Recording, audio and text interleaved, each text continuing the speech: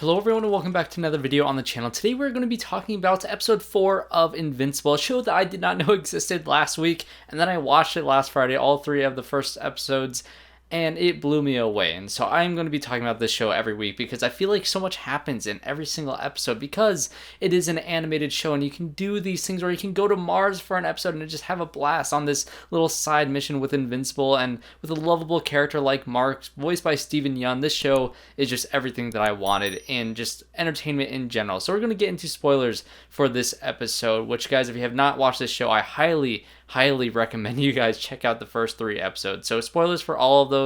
If you guys have not watched them, like I said, watch them. Just do it. So this episode did a great job at continuing those threads that were set up in the first 3 episodes. First of which I want to talk about is Mark and Amber. Even though it was a smaller part of the episode, I do absolutely love the relationship between the two. And it sets up a really great, aspect that I haven't seen in a superhero property in a while, of having the superpowered hero, having a relationship with a normal human girl. And this relationship is a very interesting one because it is, exploring those ideas of whether or not to tell the secret identity, how you balance that, home life with superhero life when you have to go on a 2-week mission to Mars and all these different things. And even though it was a smaller aspect of this episode, I feel like it really does once again establish this relationship very, very well, and again giving a little glimpse into the relationship between Mark along with Eve, which is another interesting relationship that I thought they set up a kind of a love triangle in the first 3 episodes, and now it seems to be more focused on Amber, which I like a lot, even though I love the character of Eve and I'm interested to see what they do with her in the future. But as of right now, I'm loving Mark and Amber. And so Mark goes off to Mars and has his whole villain of the week type thing, being, he's trying to protect these astronauts who are the first people ever to step foot on a different planet. And these astronauts, he falls asleep for a second, the astronauts are gone, and they're all in this civilization of the Martians, which there was a hysterical line where Mark finds out that there's Martians. He's like, what, there's Martians? And then the leader of the whole government thing, I forgot his name, but the Walton Goggins character says, where do you think the Martian man came from? Jupiter? It's just such a funny line. This show is very, very funny. And again, the endearing performance by Steven Yeun throughout all of this is fantastic. But essentially, he has to save these astronauts, and there's this alien species that slowly take over and morph into different characters, and these things, they can't really take over the Martians because the Martians have a certain, abilities and certain, I guess, they're more powerful than normal humans. But if these alien creatures get attached to a human, then things can go very bad, and these species can take over different planets and destroy civilizations. And again, like I said in my last video, this is just a villain of the week type thing, and I think they're setting up something that they can do in the future with these characters, because Mars essentially gets screwed over because one alien ends up being, I guess, one of these, I don't know if he was a Martian or if he was one of these alien things. I'm not really sure. But one of the astronauts that came home back to Earth is not the same. Is not right. And then, of course, you have that one human character getting absorbed by this, alien creature and starting to destroy the Martians on Mars. And so there's a whole thing going on there that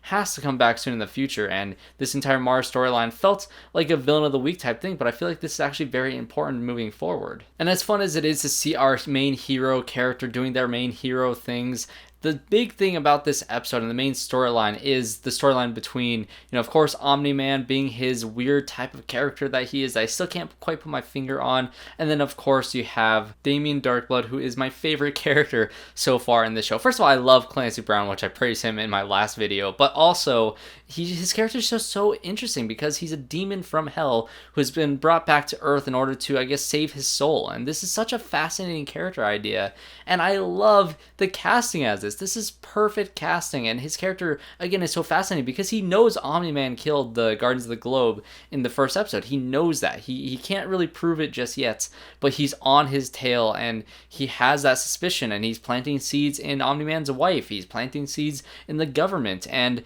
there's a great storyline where the Walton Goggins character, essentially performs a ritual to send this guy back to hell because he believes that the world is not ready, that they are not ready for Omni-Man to fully turn bad. They are not ready for Omni-Man to reveal himself for who he truly is or for what they expect him to be. And this is where it gets very interesting because Omni-Man is doing these things to try to gain the trust back in his wife, to gain the trust back in these different characters, and he knows that there's suspicion around him, and I just don't know what his motives are yet, because they go off to where did they go, Paris, or they went off some trip while Mark is off saving Mars and all that, and they go back and redo their first date essentially, and there's like a dragon that bursts and starts destroying the city. It's like, okay, we're going to get some Omni-Man action. But no, he just sits off on the side and says, let the government do their thing. Let them get their paychecks. And I'm like, people probably just died in that explosion. You have a Superman-like character, again, not saving people. And that is just, there's always a decision that he makes in every episode that just does not sit right for me, because he has that stature of being a hero and that face that he wears throughout the everyday life for him.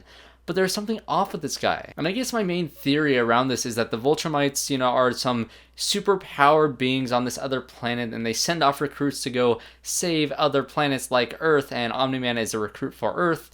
And maybe their real motives is to find a planet, become incorporated with it for a certain amount of time, and to destroy it maybe, or to take it down, or maybe take it over or something. I'm not sure, but Omni-Man's been on Earth for so incredibly long, to the point where he now has a wife and a son who is in high school now. So this is where, again, his character gets even more interesting, because I really can't tell if he's genuine about that love for his wife, or this is just another ploy that his species does to, gain the trust of the planet and of humanity.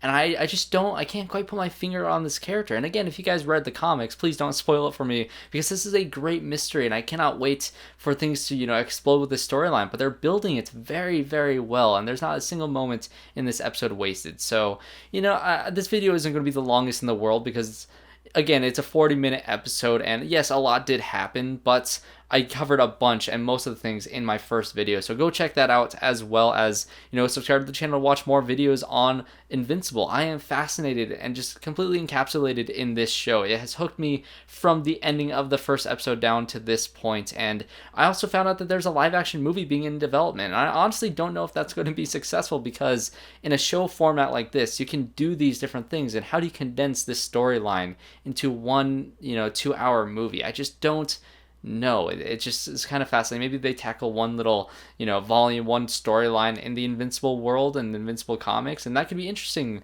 And the whole Seth Rogen and Evan Goldberg producing team that they have done so many different, graphic novel adaptations and different stories that they've produced together as a producing team. And this is very exciting that they are also attached to the movie. So that is something that I am going to be cautiously optimistic for, because I love this show so very much. So those are my thoughts on episode 4 of Invincible. Have you guys been watching this? Comment down below your thoughts on this episode, your theories if you have not seen the comics. Again, please don't spoil it for me. I'm excited to see where this show goes. Subscribe to the channel. I'm going to have a bunch of Oscar reviews out, along with a Falcon and the Winter Soldier review that will probably also be uploaded either later today or tomorrow, of just a recap of the first 3 episodes, because I haven't done a video on it quite yet, but we're midway through the season, and the episode comes out in just about an hour from now. So I'm very excited for that as well. So thanks guys for watching this video, and I hope to see you all in my next one.